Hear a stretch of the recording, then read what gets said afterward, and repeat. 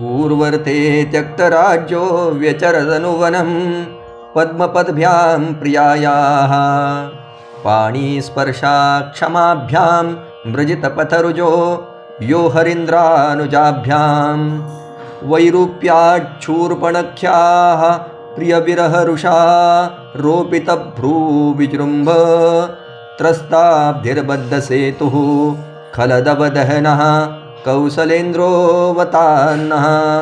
भगवान प्रभुरामांनी आपल्या पिताचं वचन सत्य करण्यासाठी राज्य सोडलं आणि कमळासारख्या कोमल चरणांनी रानावनात फिरत राहिले. त्यांचे चरण इतके कोमल होते की प्रियेच्या हातांचा स्पर्श सुद्धा त्यांना सहन होत नव्हता. तीच पावलं जेव्हा वनात चालून चालून थकून जात तेव्हा हनुमान आणि लक्ष्मण ती चुरून त्यांचा थकवा दूर करत. शूर्पणखेला विद्रूप केल्यामुळे त्यांना प्रियेचा वियोग सहन करावा लागला. या वियोगामुळे क्रोधाने त्यांनी भुवया चढवल्या. त्या पाहून समुद्र सुद्धा भयभीत झाला. त्यानंतर त्यांनी